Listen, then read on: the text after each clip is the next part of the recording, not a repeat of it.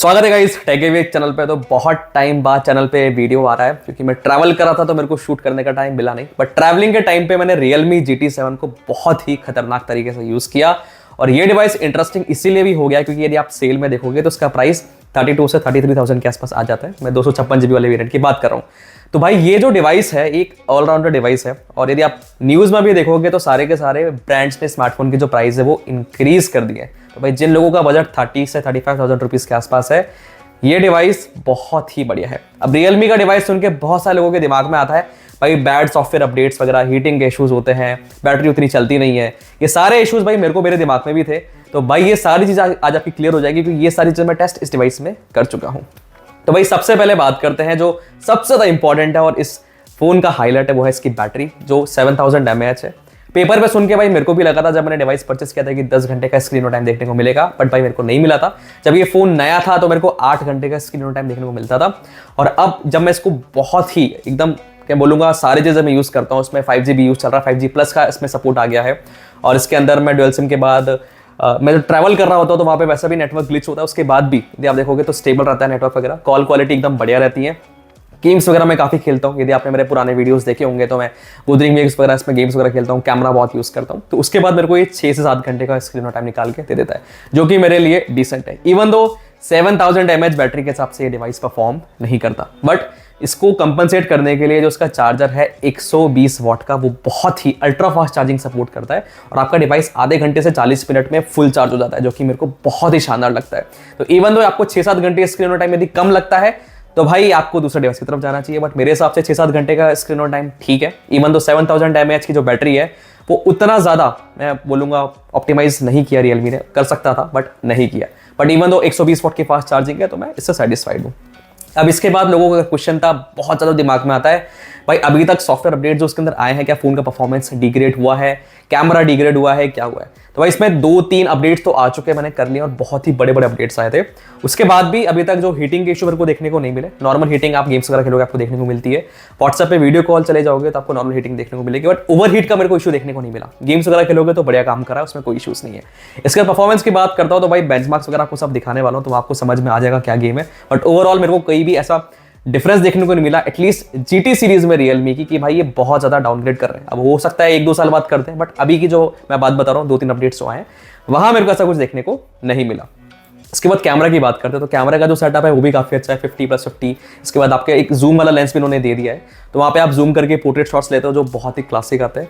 Saturation का level बढ़ा हुआ आता है। सैंपल्स आपको सारे फोटोज का दिखाने वाला हूँ, बट भाई मैं इससे इंप्रेस हुआ, जितना मैंने सोचा था ना भाई उससे ज्यादा इसका कैमरा परफॉर्म करता है। अब बहुत सारे लोग यदि आईफोन और सैमसंग यूज करते हैं तो बोलेंगे नहीं यार वो इतना अच्छा परफॉर्म नहीं करता, बट मैं कैमरे की बात करूँ, कैमरे में सिर्फ स्पेसिफिकली फोटोज की बात करूँ।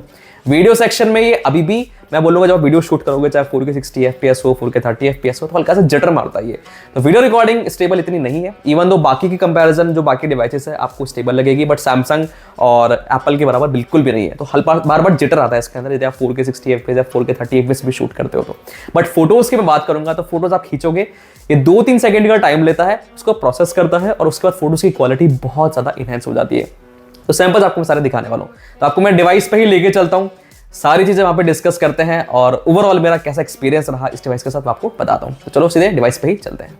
तो गाइस सामने आप देख पा रहे होंगे Realme हमारा प्यारा GT7 डिवाइस और भाई इस डिवाइस ने मेरे को बहुत ज़्यादा इंप्रेस किया प्राइस रेंज के हिसाब से और अब तो सेल में और इसमें फर्दर डिस्काउंट आ गया। अब बहुत सारे लोगों को सबसे पहले तो परफॉर्मेंस से रिलेटेड डाउट रहता है कि भाई ये जो डिवाइस है आपको 33,000 का देखने को मिलता है, यदि टॉप वेरिएंट में जाओगे 512 GB स्टोरेज के साथ तो 40 का पहुंच जाएगा। बेंचमार्क्स की क्या हालत है अभी आपको सबसे पहले तो आपको अपडेट सेक्शन में दिखाता हूँ कि अभी मैंने कौन सा अपडेट इसमें किया हुआ है। तो यहाँ पे जैसे मैं नेट ऑन कर देता हूँ, जो लेटेस्ट इसमें अपडेट अभी आया था वो भी 1 GB के आसपास का था। यहाँ पे सॉफ्टवेयर के अंदर जो इंप्रूवमेंट्स है बहुत सारे आए थे, यदि आप अभी देखोगे इसके अंदर AI प्लानर वगैरह में अपडेट्स आए थे, डिलाइट इन डिटेल्स वगैरह। तो Realme की जो GT सीरीज है एटलीस्ट यहाँ पे इन्होंने सॉफ्टवेयर के अंदर अच्छा काम अभी तक ये कर रहे हैं और काफ़ी स्टेबल भी है। हीट वगैरह मेरे को इश्यूज इतने मेजर देखने को डिवाइस में नहीं मिले। परफॉर्मेंस की बात करूँ तो परफॉर्मेंस में आप गाइस देखो कोई भी दिक्कत नहीं है। यदि मैं कोई भी एप्लीकेशन खोलता हूँ ना कोई भी दिक्कत नहीं है। 8वीं एप्लीकेशन है, 9th एप्लीकेशन है, फोटोज़ मैंने खोला, MX प्लेयर खोला, तो भाई कितनी भी एप्लीकेशन आप खोल लो यहाँ पे कोई भी आपको दिक्कत देखने को नहीं मिलती। आप सामने देखो बहुत ही ज़्यादा स्मूथ है, एनिमेशंस एकदम बटर स्मूथ, गेम्स वगैरह खेलते हो कहीं भी आपको दिक्कत नहीं आने वाली। बेंचमार्क्स वगैरह यदि आप देखोगे तो वो भी काफ़ी शानदार आ रहे हैं, को दिखा देता हूँ। तो स्कोर अभी देखो आप सामने 25 लाख के आसपास, जिसमें आप सीपीयू का स्कोर देखोगे 7,37,000 है और जीपीयू का स्कोर भी आप देखोगे 8,17,000 है, जो कि काफ़ी डिसेंट है। जब मैंने एंटूटू बेंचमार्क से रन करे थे तो जो बैटरी ड्रॉप हुई वो 9% हुई थी और जो टॉप टेम्परेचर गया बैटरी का वो आप देखो 45 डिग्री सेल्सियस तक गया था। मैंने इसमें जब एक्सट्रीम टेस्टिंग करी तो 50 डिग्री सेल्सियस ये डिवाइस नहीं पहुंचा, जो कि मेरे को शानदार लगा, सही लगा। और 25 लाख का एंटूटू स्कोर मेरे हिसाब से बहुत ही डिसेंट है। स्नैपड्रैगन 8 Gen 3 के बराबर के इसके स्कोर है, जो कि काफ़ी सही है प्राइस रेंज के हिसाब से देखा जाए तो, ठीक है। तो ये हो गया। इसके बाद मैंने इसमें आपको दिखाता हूँ, मैंने बेंचमार्क्स टेस्ट किए थे इसके अंदर, गीक बेंच वाले। लेटेस्ट सॉफ्टवेयर अपडेट आया था, वहाँ पे मैंने सारे टेस्ट करे, आप हिस्ट्री सेक्शन में देखो। तो सिंगल कोर का स्कोर आ रहा है 2172 के आसपास और मल्टी कोर का स्कोर है 7000 के आसपास, जो कि काफ़ी डिसेंट है। यदि आपको मैं पहले के स्कोर दिखाऊँ तो पहले के स्कोर भी इतने ही आ रहे थे 7000, और पहले का सिंगल कोर का स्कोर आता था 2198, और जो मैंने पहला टेस्ट किया था वो अक्टूबर में किया था, और अभी ये जो लेटेस्ट टेस्ट किया है 19 जनवरी का किया है। तो भाई परफॉर्मेंस वगैरह में ऐसा कोई खास डिग्रेडेशन मेरे को एटलीस्ट बेंचमार्क्स लेवल पे भी नजर नहीं आया है, ठीक है। अब इवन दो यदि आप 3D मार्क वगैरह भी टेस्ट कर सकते हो, वहाँ पे भी आपको स्टेबिलिटी आएगी 50% के आसपास, तो ठीक है। बट मैं जब गेम्स वगैरह खेलता हूँ, वुदरिंग वेव्स हो गया या फिर हमारा कॉल ऑफ ड्यूटी हो गया, यदि आप बीजीएमआई भी खेलते हो तो वहाँ पे आपको बढ़िया देखने को मिलने वाला है, यहाँ पे आपको कोई भी दिक्कत नहीं आने वाली है। तो परफॉर्मेंस में भाई कोई प्रॉब्लम नहीं है इसके अंदर। अपडेट्स के बाद भी स्टेबल है, हीटिंग इश्यूज देखने को नहीं मिले, कोई भी कॉल ड्रॉप देखने को नहीं मिलती, और डिवाइस एकदम बढ़िया परफॉर्म करता है। अब इसके बाद लोगों को सबसे इंपॉर्टेंट चीज होती है डिस्प्ले कैसे। भाई डिस्प्ले एकदम मक्खन है, बढ़िया 120 हर्ट्ज रिफ्रेश रेट के साथ चलती है, और भाई मैं बोलूंगा एकदम शानदार, आपको मजा आने वाला है। और स्क्रीन की ब्राइटनेस, यदि आप धूप में जाओगे ना तो स्क्रीन की ब्राइटनेस भी मेरे को बहुत ज़्यादा बढ़िया लगी इसकी, मतलब सफिशिएंट है। आप धूप में जाओगे सारी चीज़ें विजिबल रहेंगी, तो इसकी जो स्क्रीन है वो भी बहुत ही शानदार है। अब इसके बाद मैंने आपको बैटरी का बता दिया, पहले मैंने आपको स्क्रीन का बता दिया। परफॉर्मेंस में कोई भी इश्यूज नहीं है। अब बहुत सारे लोगों को रहता है भाई कैमरा, इसका जो कैमरा सेटअप है वो कैसा है। काफ़ी लोग बोलते हैं इसका कैमरा कचरा है, काफ़ी लोग बोलते हैं कैमरा इसका अच्छा है, तो भाई सच्चाई क्या है। तो भाई आपको मैं एक दो फोटोज दिखाता हूँ, बाकी इसका डिटेल सैंपल आपको इसी वीडियो में आपको देखने को मिलेंगे, वहाँ पे आप सारी फोटोज देख लेना, ठीक है। तो गैस कुछ फोटोज आप सामने देख पा रहे होंगे, तो ये सारी इसी फ़ोन की फोटोज़ हैं। और यदि मैं आप जूम करके देखो यहाँ पे, तो डिटेल्स काफ़ी अच्छी इसने इंटैक्ट कर रखी है। काफ़ी दूर से मैंने ये शॉट लिया था। कलर्स वगैरह आप देखो, आपको हल्के से सैचुरेटेड लग सकते हैं, लेकिन यदि आप सोशल मीडिया के लिए पोस्ट डालना चाह रहे हो ना, तो आपको ये वाले कलर ज़्यादा पंची और अच्छे देखने को मिलेंगे। इसके अलावा आपको ये शॉट भी दिखाता हूँ, आप सामने देखो, पीछे का जो डायनामिक रेंज वगैरह है उसको भी ये सही तरीके से बैलेंस करता है। तो भाई सबसे पहले यदि आप फोटो खींचने जाओगे, मतलब सिंपल रॉ मोड के अंदर, तो आपको लगेगा कि भाई फोन की जो फोटोज अच्छी नहीं आ रही, लेकिन जैसे आप फोटो क्लिक कर लोगे ना, ये ऑटोमेटिकली 2-3 सेकंड प्रोसेसिंग करता है, उसमें ये डायनामिक रेंज भी सेट कर देता है, और जो पीछे का सब्जेक्ट है उसका डिटेल्स भी इंटैक्ट रखता है, और जो मेन सब्जेक्ट है उसको भी सही रखता है। तो भाई एल्गोरिदम इसकी कैमरा प्रोसेसिंग वाली मेरे को अच्छी लगी, इवन तो हर एक शॉट के बाद आपको 2-3 सेकंड का टाइम देना पड़ेगा, तो इंस्टेंट नहीं है जैसे कि सैमसंग में होता है, या फिर हमारे आईफोन में भी कई बार आपको देखने को मिलता है कि कई बार वो बहुत जल्दी प्रोसेसिंग कर देता है, बट इसमें आपको 1-2 सेकंड का टाइम मिलेगा, ठीक है। लेकिन उसके बाद आपको जो रिजल्ट्स निकाल के देगा ना गाइस, वो बहुत ही शानदार आएंगे, आपको मतलब बहुत ही अच्छा लगेगा, आपको मजा आएगा, मतलब ऐसा नहीं लगेगा कैमरा एकदम बकवास है। मैं फोटोज की बात करूँ, ठीक है। स्पेसिफिकेशंस मैंने आपको बता दिया था, 4K 60 FPS सपोर्ट करता है, वीडियोस में भी देख लो। वीडियोस में तो आप बैक कैमरा से 8K तक का वीडियो रिकॉर्डिंग कर सकते हो। बट मैंने एक चीज़ नोटिस करी है, जब भी मैं इसमें वीडियोस वगैरह रिकॉर्ड करता हूँ ना, तो हल्का सा जिटर आता है, मतलब जब भी आप चल रहे हो या वॉक कर रहे हो, यदि आप भागोगे, तो इतना अच्छा स्टेबलाइजेशन मेरे को देखने को नहीं मिला इन कंपैरिजन टू सैमसंग है आईफोन। तो भाई उनसे कंपेयर मत करना, वैसा आपके वीडियोस देखने को नहीं मिलेंगे। यदि आप स्टेबल वीडियोस बनाते हो तो आपको अच्छा लगने वाला है, लेकिन यदि आप स्टेबलाइजेशन की बात करोगे तो भाई वो डिवाइस आज भी प्रीमियम है, लाइक सैमसंग हो गया, आईफोन हो गया। बट फोटोज़ के मामले में इस डिवाइस ने मेरे को, मतलब मैं बोलूँगा, सेटिस्फाइड किया है। इसके जो पोर्ट्रेट शॉट्स आते हैं वो भी मेरे को बहुत बढ़िया लगे। सारे सैंपल्स आपको दिखाने वाला हूं, उसका टेंशन मत लेना। तो पोर्ट्रेट शॉट्स हो गए, नॉर्मल कैमरा हो गया, दोनों बढ़िया काम करते हैं। अल्ट्रा वाइड जो उसका कैमरा है 8 मेगापिक्सल का, भाई वो इतना कुछ खास है नहीं, तो वो टाइम पास के लिए यदि आपको यूज़ करना है तो आप यूज़ कर सकते हो। तो कैमरा मैंने आपको बता दिया। इसके बाद इसमें जो थिकनेस है गाइस, आप सामने देखो, ये काफ़ी पतला डिवाइस है, और इसके साथ जो बाय डिफॉल्ट कवर आता है ना, तो मैंने अभी तक कोई एक्सटर्नल कवर लगाया नहीं है इसके अंदर, तो उसके साथ मैं यही यूज़ करता हूँ। तो डिवाइस इतना मोटा भी नहीं होता, क्योंकि ये काफ़ी आपसे को सिलिकॉन वाला कवर है और बहुत ही हैंडी है, और आपके डिवाइस को मोटा भी नहीं करता। तो भाई बाय डिफॉल्ट मैं यूज़ कर रहा हूँ। तो जैसे आप डिवाइस खरीदोगे, कवर भी आ रहा है, इस पर एक पतली सी मेम्ब्रेन भी लगी हुई है प्लास्टिक वाली, मैंने वो भी अभी तक हटाई नहीं है, और इसमें चार्जर भी 120 वॉट का, तो आपको मार्केट जाने की जरूरत ही नहीं है स्टार्टिंग में, फर्स्ट डे में, तो वो कोई दिक्कत आपको होगी नहीं, ठीक है। इसके अलावा फोन की ड्यूरेबिलिटी कैसी है, तो भाई देखो, आपको ये जो वाला सेक्शन है ना, यदि आप फोन गिरा दोगे तो आपको डेंट वेंट यहाँ पे फटने आपको देखने को मिल जाएंगे। और यदि आप कोई ऐसे कवर यूज़ करोगे जहाँ पे ज़्यादा हार्ड वाले होते हैं ना, हार्ड वाले जो हमारे कवर्स होते हैं, तो आपको स्क्रैचेस वगैरह भी देखने को मिल सकते हैं। तो भाई ध्यान रखना यदि आप फोन को रीसेल करने वाले हो तो आपके जो फोन की रीसेल वैल्यू कम हो जाएगी, ठीक है। अदरवाइज इसका डिजाइन मेरे को बहुत शानदार लगा, और जो मैंने ये मंगाया था कलर, आप स्काई ब्लू वगैरह देखोगे तो मेरे को बहुत ही शानदार लगता है। तो कैमरा से कि फोटोज से मैं सेटिस्फाइड हूँ, वीडियोस में इंप्रूवमेंट करने की जरूरत है, ठीक है। बैटरी लाइफ को 10 घंटे पहुंचाया जा सकता है, लेकिन मेरे को 6 घंटे का बैटरी बैकअप देखने को मिल रहा है। अब इसके अंदर क्या है, इन्होंने ना कॉपी करने की कोशिश करी है आईफोन को। यदि आप सामने देखोगे, ये पूरा जो यूजर इंटरफेस है आईफोन का हो गया। पहले बढ़िया था, यदि आप बैटरी सेक्शन में जाते थे स्क्रीन ऑन टाइम आपको एकदम ईजिली देखने को मिलता था बढ़िया तरीके से। अब इन्होंने एकदम आईफोन जैसा कर दिया है, आपको समझ में ही नहीं आएगा कि आपका जो फोन है आपको एग्जैक्ट स्क्रीन ऑन टाइम कितना दे रहा है। आपको बस ट्रैक करना पड़ेगा कि भाई इस दिन आपका इतना मिला, आपने मतलब बैटरी कब चार्ज करी थी, तो मतलब काफी कॉम्प्लेक्स हो गया है स्क्रीन ऑन टाइम अभी कैलकुलेट करना। पहले ये सब चीजें सही थी, लेकिन अब इन्होंने एकदम iOS को कॉपी कर दिया। बट मैं ये नहीं बोलूंगा iOS को कॉपी करना अच्छा, लेकिन उसका जो इंप्लीमेंटेशन है वो बहुत ही शानदार किया है। आपको कहीं भी जो डिवाइस है ना वो अटकता हुआ कहीं भी नजर नहीं आएगा। तो UI एकदम एक नंबर है। अब इसके बाद जो उसके AI के फीचर्स है वो और भी शानदार है। यदि आपको कोई भी फोटो एडिट वगैरह करनी है, जैसे मैं आपको एडिट करता हूँ, तो यहाँ पे AI के फीचर्स बहुत ही शानदार तरीके से काम करते हैं।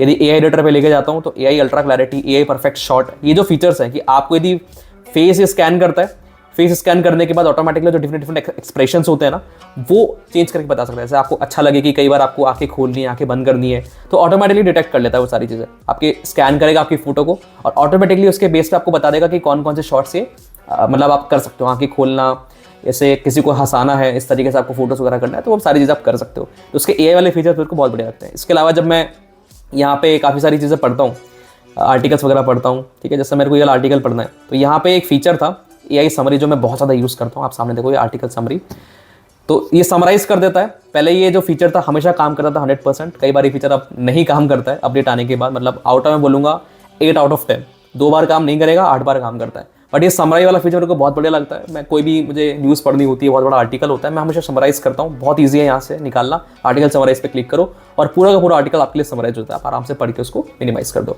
तो भाई ये AI के जो फीचर्स है बहुत बढ़िया लगे मेरे को इसके अंदर। AI में एडिटिंग के फीचर्स बहुत बढ़िया लगे। इसके अलावा जो 4K की रिकॉर्डिंग 60 FPS पे स्टेबल आप करोगे बहुत बढ़िया लगी। फोटोज आपको मस्त आने वाली है। स्क्रीन काफ़ी अच्छी है। बैटरी बैकअप 6-7 घंटे के आसपास का है। मैं आपको मेरे यूज़ के हिसाब से बता रहा हूँ। यदि आप बहुत ज़्यादा नॉर्मल यूज़र हो तो आपको 7 घंटे या 7.5 घंटे या 8 घंटे तक स्क्रीन टाइम मिल सकता है। बट भाई मेरे को जो मिलता है वो 6 से 7 घंटे के आसपास ही मिलता है, जो कि मैं सेटिस्फाइड हूँ, जो मेरे लिए ठीक है मेरे यूज़ केस के हिसाब से। ओवरऑल इस डिवाइस ने मेरे को शॉक किया। इवन तो उसमें अपडेट्स काफ़ी सारे आए, मैंने ट्रैवल में इसको बहुत यूज़ किया। इसके नेटवर्क ड्रॉप भी मेरे को देखने को मिले। 5G प्लस का यहाँ पे सपोर्ट आता है, तो काफ़ी अच्छा वेल बैलेंस्ड रियलमी ने डिवाइस बनाया है। यदि आप ज़्यादा पैसा खर्चा नहीं करना चाह रहे हो, यदि आप देखोगे अभी जितने भी लेटेस्ट डिवाइसेस लॉन्च हुए हैं, चाहे फ्लिपकार्ट पे OnePlus का 15R हो गया, भाई उनके प्राइस 50,000 पहुंच गई है। कैमरा उसमें से हटा दिया, आप जूम वगैरह कुछ कर नहीं सकते, अल्ट्रा वाइड हटा दिया होगा उसके अंदर। इसमें ऐसा कोई भी सीन नहीं है। प्लस कलर OS इसके अंदर है, इसको रियलमी OS के नाम से बोलते हैं, बट इसमें कलर OS ही है, जो कि ओप्पो के डिवाइसेस में देखने को मिलता है। तो भाई कलर OS काफ़ी अच्छा तरीके से काम करता है, एकदम बटर स्मूथ है, कोई भी कहीं भी दिक्कत नहीं आती और आपको कहीं प्रॉब्लम क्रिएट नहीं होगी। और ये डिवाइस यदि आप देखोगे स्पेक शीट्स के हिसाब से तो भाई काफ़ी कैपेबल है, परफॉर्मेंस एकदम टॉप नॉच है। और मेरे हिसाब से यदि आपका बजट 30,000 के आसपास हो, 33-34 के आसपास, तो मार्केट में बहुत ही कम अच्छा डिवाइसेस है। तो मेरे हिसाब से सही है। और बहुत सारे लोगों को डाउट था भाई मीडियाटेक का जो डायमेंसिटी का प्रोसेसर है वो कैसा परफॉर्म कर रहा है और क्या हमको OnePlus के स्नैपड्रैगन की तरफ जाना चाहिए। तो भाई देखो डायमेंसिटी पहले मेरे को भी डाउट था कि भाई कैसा परफॉर्म करेगा, बट ओवरऑल मेरे को ऐसा कोई नजर दिक्कत आई नहीं इसके अंदर कि भाई बहुत ज़्यादा हीटिंग हो रही है, बहुत ज़्यादा कुछ एक्स्ट्रा चीज़ देखने को मिल रही है। हो सकता है कि भाई जो बैटरी है 7000 mAh की है, इवन तो 6-7 घंटे का बैटरी बैकअप निकाल के दे रहा है, तो पॉसिबल हो कि भाई वो मीडियाटेक की वजह से ही हो, क्योंकि पावर हंगरी है। बट 6-7 घंटे का स्क्रीन टाइम यदि आपके लिए सफिशिएंट है तो भाई आपको इस डिवाइस से कुछ मतलब कोई दिक्कत होने वाली नहीं है। तो ओवरऑल बहुत ही बढ़िया डिवाइसेस है और मैं आपको हाईली रिकमेंड करता हूँ। यदि आपका बजट है 33,000 के आसपास, आप अफोर्ड कर सकते हो तो आप बिल्कुल लेने जा सकते हो। और यदि आपके कोई स्पेसिफिकली डाउट रह गए उस डिवाइस से रिलेटेड तो भाई कमेंट सेक्शन में मेरे से पूछ लेना। बाकी आपको मैं कैमरा सैंपल्स अभी सामने दिखा रहा हूँ, जो मैंने ट्रिप पे गया था तो भाई इसको यूज़ किया था, तो आप सामने कैमरा सैंपल्स देखो और मुझे भी कमेंट सेक्शन में बताना कि भाई आपको कैमरा सैंपल्स कैसे लगे इस डिवाइस के, ठीक है।